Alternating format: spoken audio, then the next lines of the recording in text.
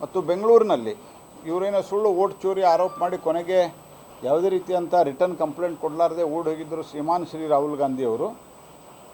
ಅವರ ಹೇಳಿದಂಥ ಕ್ಷೇತ್ರಗಳಲ್ಲಿ ಬೇಕಂತಲೇ ಪ್ಯಾರಲಲ್ ಅಂದರೆ ರಾಜ್ಯ ಚುನಾವಣಾ ಆಯೋಗದಿಂದ 27 ವಾರ್ಡ್ಗಳಲ್ಲಿ ಮಾತ್ರ ಅವರು ಪ್ಯಾರಲಲ್ ಆಗಿ ಒಂದು SIR ನಡೆಸುವಂಥ ಒಂದು ಕೆಟ್ಟ ಸಂಪ್ರದಾಯವನ್ನು ಹಾಕಿದ್ದಾರೆ. ಅದನ್ನು ನಾವು ಚುನಾವಣಾ ಆಯೋಗದ ಗಮನಕ್ಕೆ ತಂದಿದ್ದೇವೆ.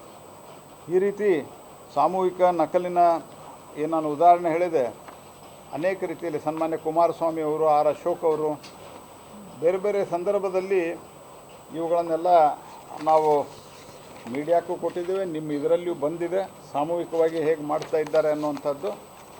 ಇದೆಲ್ಲ ಭಾಳ ಗ್ಲೇರಿಂಗ್ ಎಕ್ಸಾಂಪಲ್ ಇದೆ.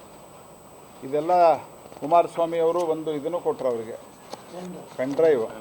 ಆ ಪೆನ್ ಡ್ರೈವ್ದಲ್ಲಿ ಎಲ್ಲ ಫುಲ್ ಡೀಟೇಲ್ ಇದೆ. ಈ ರೀತಿ 10 ಉದಾಹರಣೆಗಳನ್ನು ನಾವು ಕೊಟ್ಟಿದ್ದೇವೆ ಮತ್ತು ಇದಕ್ಕೆ ಚುನಾವಣಾ ಆಯೋಗದಿಂದ ಅಬ್ಸರ್ವರ್ನ ಹಾಕಬೇಕು ಅನ್ನುವಂಥ ಡಿಮಾಂಡನ್ನು ನಾವು ಮಾಡಿದ್ದೇವೆ.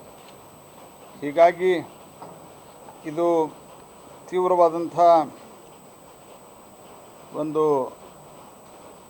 ಸಂವಿಧಾನಕ್ಕೆ ವಿರುದ್ಧವಾದಂಥ ಕೆಲಸವನ್ನು ಈ ಸರ್ಕಾರ ಮಾಡಿಸುವ ಪ್ರಯತ್ನವನ್ನು ಮಾಡ್ತಾ ಇದೆ. ಆದರೆ ಚುನಾವಣಾ ಆಯೋಗ ನಾವು ಎಲ್ಲವನ್ನು ಅತ್ಯಂತ ಕಾನೂನುಬದ್ಧವಾಗಿ ಮಾಡಲಿಕ್ಕೆ ನಾವು ಸಂಪೂರ್ಣವಾಗಿ ಪ್ರತಿಬದ್ಧರಿದ್ದೇವೆ ಅನ್ನುವಂಥ ಭರವಸೆಯನ್ನು ನಮಗೆ ಕೊಟ್ಟಿದ್ದಾರೆ.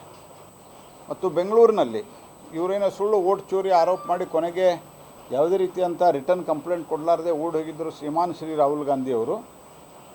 ಅವರ ಹೇಳಿದಂಥ ಕ್ಷೇತ್ರಗಳಲ್ಲಿ ಬೇಕಂತಲೇ ಪ್ಯಾರಲಲ್ ಅಂದರೆ ರಾಜ್ಯ ಚುನಾವಣಾ ಆಯೋಗದಿಂದ 27 ವಾರ್ಡ್ಗಳಲ್ಲಿ ಮಾತ್ರ ಅವರು ಪ್ಯಾರಲಲ್ ಆಗಿ ಒಂದು SIR ನಡೆಸುವಂಥ ಒಂದು ಕೆಟ್ಟ ಸಂಪ್ರದಾಯವನ್ನು ಹಾಕಿದ್ದಾರೆ. ಅದನ್ನು ನಾವು ಚುನಾವಣಾ ಆಯೋಗದ ಗಮನಕ್ಕೆ ತಂದಿದ್ದೇವೆ.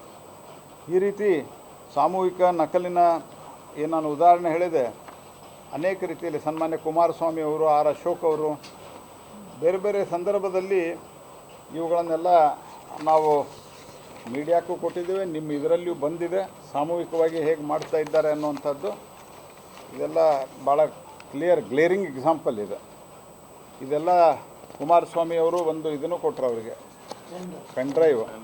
ಆ ಪೆನ್ ಡ್ರೈವ್ದಲ್ಲಿ ಎಲ್ಲ ಫುಲ್ ಡೀಟೇಲ್ ಇದೆ. ಈ ರೀತಿ 10 ಉದಾಹರಣೆಗಳನ್ನು ನಾವು ಕೊಟ್ಟಿದ್ದೇವೆ ಮತ್ತು ಇದಕ್ಕೆ ಚುನಾವಣಾ ಆಯೋಗದಿಂದ ಅಬ್ಸರ್ವರ್ನ ಹಾಕಬೇಕು ಅನ್ನುವಂಥ ಡಿಮಾಂಡನ್ನು ನಾವು ಮಾಡಿದ್ದೇವೆ. ಹೀಗಾಗಿ ಇದು ತೀವ್ರವಾದಂಥ ಒಂದು ಸಂವಿಧಾನಕ್ಕೆ ವಿರುದ್ಧವಾದಂಥ ಕೆಲಸವನ್ನು ಈ ಸರ್ಕಾರ ಮಾಡಿಸುವ ಪ್ರಯತ್ನವನ್ನು ಮಾಡ್ತಾ ಇದೆ. ಆದರೆ ಚುನಾವಣಾ ಆಯೋಗ ನಾವು